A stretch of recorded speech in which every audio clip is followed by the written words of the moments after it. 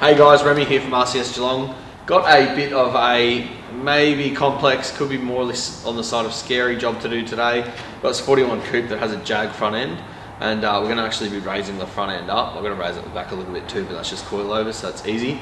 But yeah, it's got a jag front end, so it's actually got a spring bucket that holds the spring in place, and you've got to drop that out to get the spring out. But if you just unbolted that spring bucket and then just shoot at the floor, you more than likely hurt yourself quite substantially. So I've got all thread and stuff, and we're going to basically make it so that we can drop the spring bucket down. I think it needs about 4 to 5 inches of travel, and then it'll be able to safely remove the spring from there, and then we can swap out what we're going to do and put it all back together.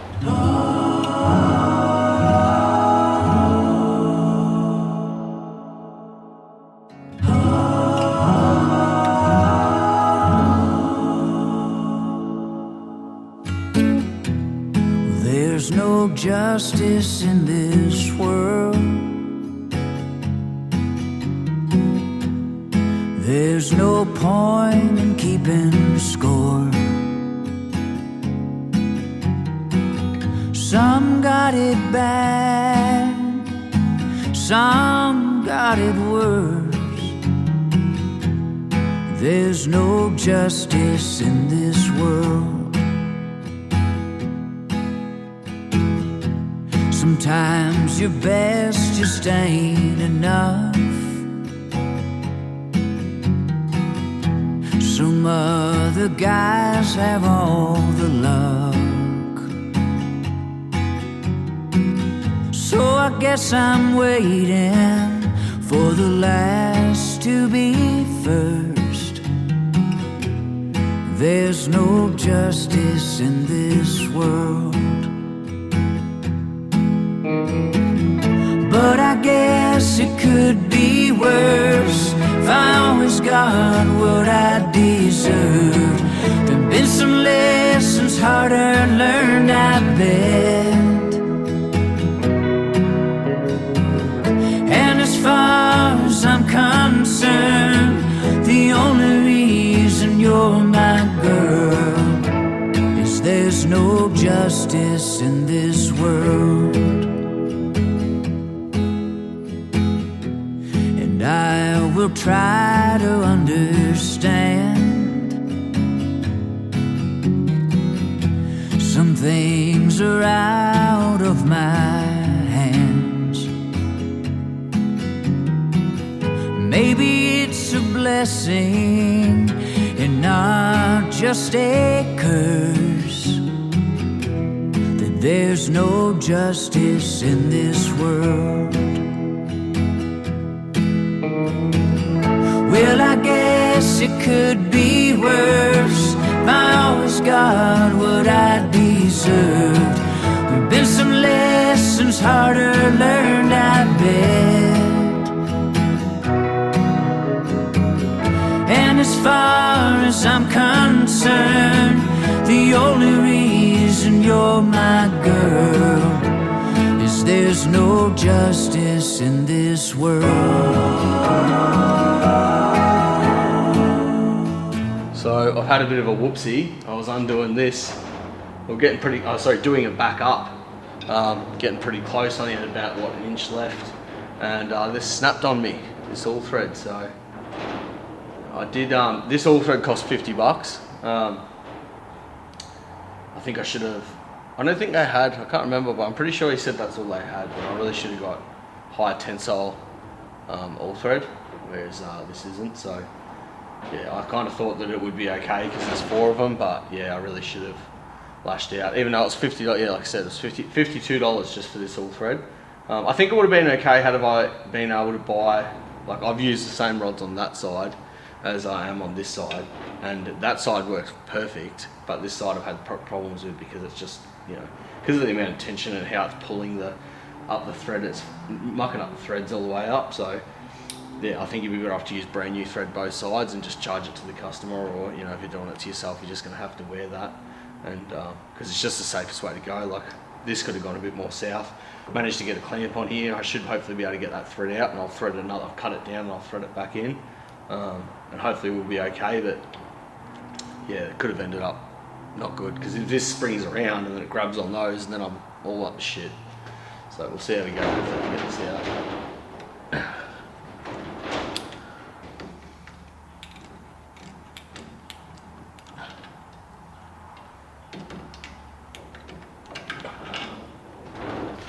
Right, so I managed to get that other thread out.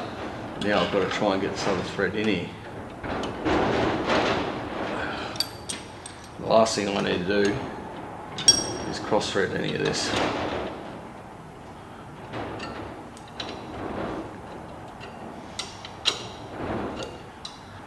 I'm going to try and get these front ones up a bit more so I can get these bolts on, because that's going to make it a bit more safer. I think I got a bit lucky with that right hand side. It went together really well. You know, you get a bit confident.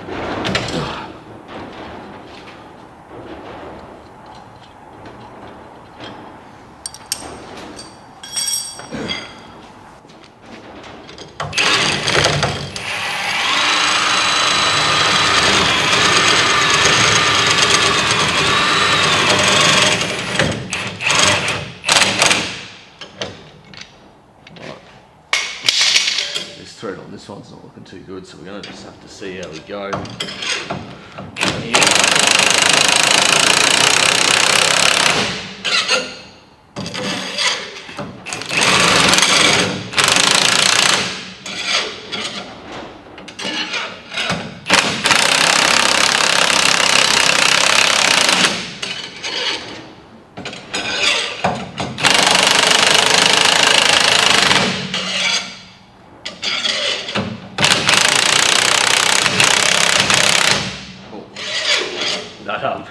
That thread here has just started to strip, so I was like, I need to get them nuts on. I need to get these nuts on this sway bar connection. Yeah, big lesson learnt here. I kind of just took what they had because I want to get this job out of the way. I sort of took this job on before I sussed out what I actually have to do, because, you know, I don't mind a challenge, but yeah, I probably should have. Oh, to be fair, I didn't know what thread this was. It's 38 UNF. I thought it was yeah, I thought it was metric. I don't know why I thought that.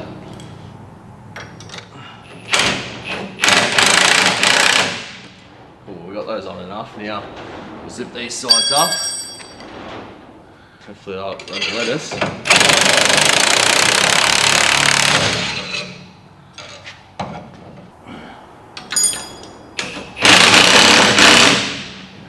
Good. Okay. All right. Well, I think I've still got to swap these out, but it's bolted up. It's seated. Yeah, I think I got real lucky there, to be honest.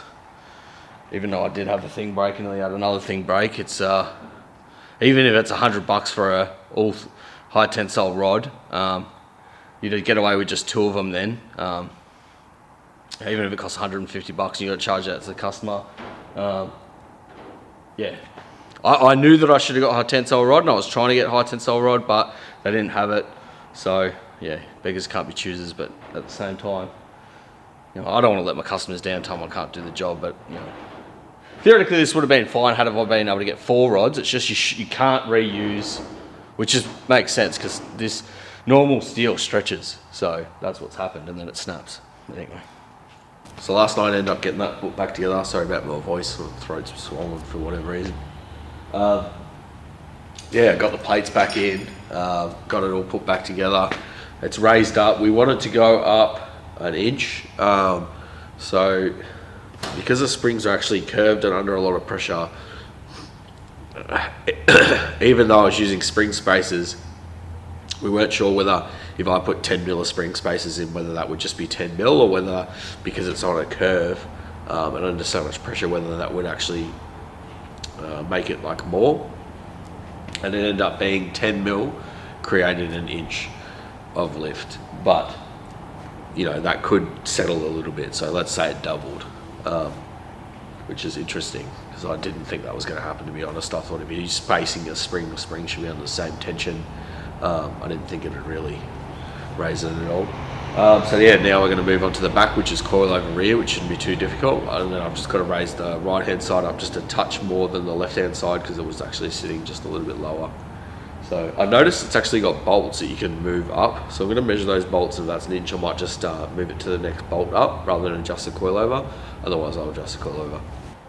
So what we have is, I'm not sure if you'll be able to see this one here, but there's 3 bolts. This is the shock mount, coilover mount here, and it's got a hole up the top, hole down the bottom, hole in the middle. So it's got 3 settings. It's currently on the middle one. So what I think I'm going to do is put it to the top one, which will pull the diff down, which will raise the car up, rather than adjusting the coilover via the spring, because at least that way he's got the full travel of the spring at the moment currently, and it's not putting the spring under more load.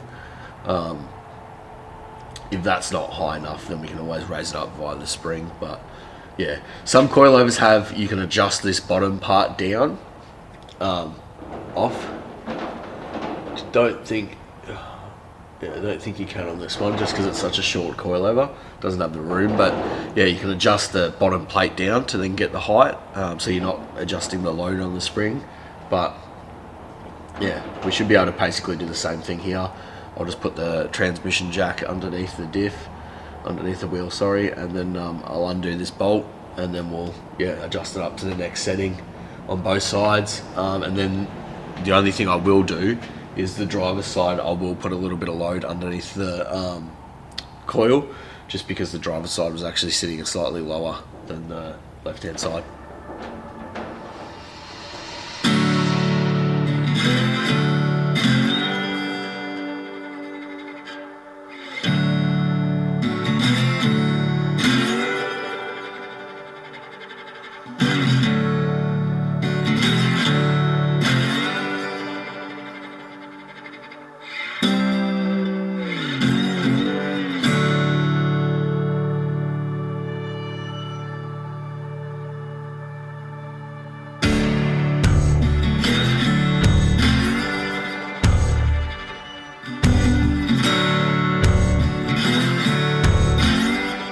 So just quickly, I'm not sure if I mentioned it before, but we put in 10 mil of spacers on one side, 15 on the other, just to level it out.